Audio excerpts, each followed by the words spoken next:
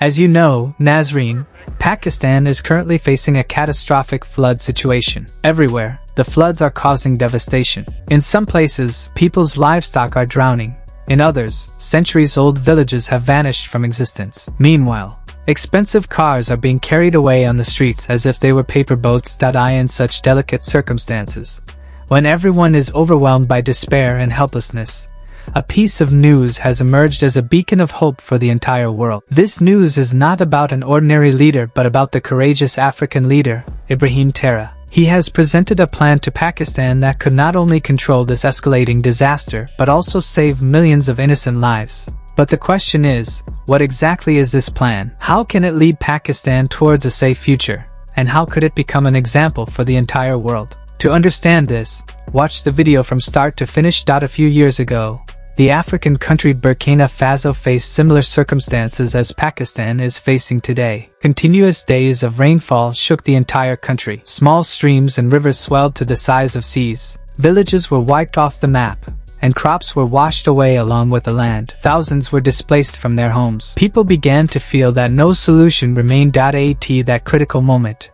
Ibrahim Traoré presented a plan that changed history. He told the experts that if they only continued to build walls with concrete, these walls will not withstand the force of the water for long. The intensity of the water was so strong that straight walls would quickly fail. He suggested an innovative yet scientific idea: to use old tires along with concrete. Initially, the idea seemed strange, but when implemented, it amazed everyone. Tires have a special property: they absorb pressure. When water hits a conventional wall, the wall suffers the full impact and may weaken. But if the wall is reinforced with tires, they absorb the shock, distributing the force evenly, and the wall remains intact. This is why the dams in Burkina Faso remain standing even during heavy rains and continue to control floods. At first, people wondered how old tires could be useful. They usually end up as waste or are burned, but Ibrahim turned them into a valuable tool. When tires were arranged in a specific way within walls and filled with concrete,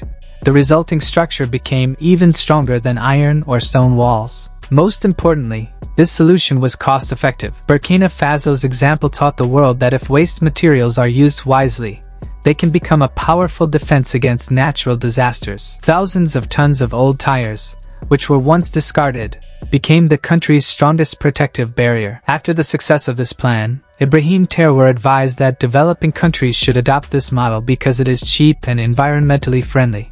Now, he has shared this plan with Pakistan. Pakistan faces severe floods every year due to heavy rains and overflowing rivers. Rivers like the Sindh, Chenab, and Ravi repeatedly destroy towns, causing billions of rupees in damage and affecting millions of people. Ibrahim told Pakistan that relying solely on concrete walls would not end this disaster. But if old tires are incorporated into strong dams, the threat of floods can be significantly reduced for a long time. Millions of old tires lie unused in every major city in Pakistan. They are either burned or dumped as waste, causing pollution and environmental harm. But if these tires are used in protective dams along rivers, they can reduce pollution and prevent devastation. This plan is environmentally safe and financially feasible for a country like Pakistan. Imagine if along the banks of the Sindh River, dams made with a combination of concrete and tires are constructed. In the coming years, millions of acres of fields in Sindh and southern Punjab would be protected. Farmers' hard work would not be lost, cities would remain safe from floodwaters, and millions of people would be spared from becoming homeless. Food production would not be affected. This plan is not merely a technical proposal, it is a beacon of hope. Just as Burkina Faso saved its land, Pakistan can also protect its cities and villages. However, to effectively combat floods, tire-based dams alone are not sufficient. Additional measures are necessary for a fully secure future. 1. Artificial lakes and large reservoirs. During continuous rainfall in Burkina Faso, rivers and streams overflowed, and water entered the land and cities. Ibrahim Traoré decided to build large reservoirs and artificial lakes to safely store rainfall. This water was later used for drinking, irrigation, and electricity generation. Pakistan could follow this model. If artificial lakes and reservoirs are built in Sindh and Balochistan, rainwater, which currently causes destruction, could become a source of life, turning arid land into fertile fields. 2. Groundwater recharge systems. In Pakistan's major cities, rainfall quickly floods streets, and water often flows directly into the sea. Ibrahim Traoré introduced recharge wells in Burkina Faso, large pits and channels where rainwater seeps into the ground. This protects cities from floods while replenishing groundwater. If this system is implemented in Karachi, Lahore, and Islamabad, water accumulation on streets would be reduced, and groundwater levels would rise, ensuring water availability throughout the year. 3. Afforestation.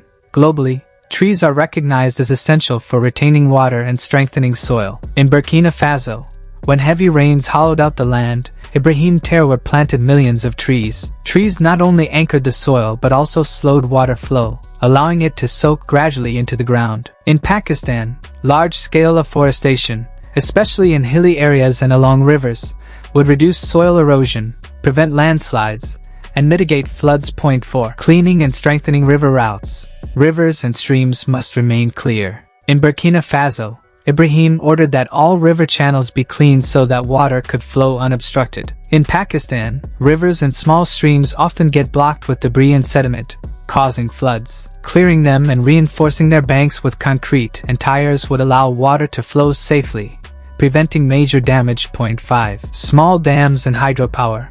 While Pakistan often focuses on large dams like Tarbela and Mangla, small dams are more beneficial locally. They store water nearby, irrigate fields, and generate electricity for small towns. Implementing small dams in every district would reduce flood risk, aid farmers, and alleviate the electricity shortage in areas like Balochistan and Khyber Pakhtunkhwa. 6. Community participation.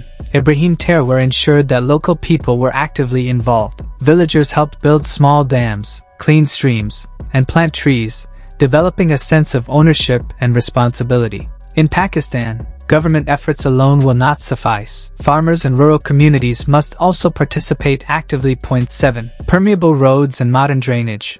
In urban areas, paved roads prevent water from seeping into the ground, leading to flash floods. Burkina Faso built permeable roads with small holes underneath, allowing water to soak into the ground. Similarly, modern drainage systems were installed to channel rainwater to lakes and reservoirs quickly. Pakistan needs to adopt these solutions to prevent urban flooding. 8. Small hydropower projects. By storing rainwater in small dams, it can also be used to generate electricity for villages and towns, reducing the energy crisis while controlling floods. All these measures, tire-reinforced dams, artificial lakes, recharge wells, afforestation, river cleaning, small dams, community involvement, permeable roads, and hydropower projects, can transform Pakistan into a country where rain is a blessing rather than a disaster. Nazreen, the decision is now in our hands. Will we allow floods to destroy our homes, fields, and lives every year? Or will we implement Ibrahim Traoré's advice to secure our future? Tire dams, artificial lakes, flood corridors. All these projects could mean the difference between life and death for Pakistan. Time is short, and the threat grows every year. We must act now. Flood management is not only a technical challenge but also a comprehensive strategy involving technology, natural resources, and active community participation. Burkina Faso experienced a remarkable transformation within a few years of adopting these measures. Pakistan can follow the same path. If these initiatives are implemented today, tomorrow, our lands, homes, and generations will be protected. If delayed, regret may be the only outcome. This is a fight not just against water but to protect future generations, and it is a battle we must all fight together.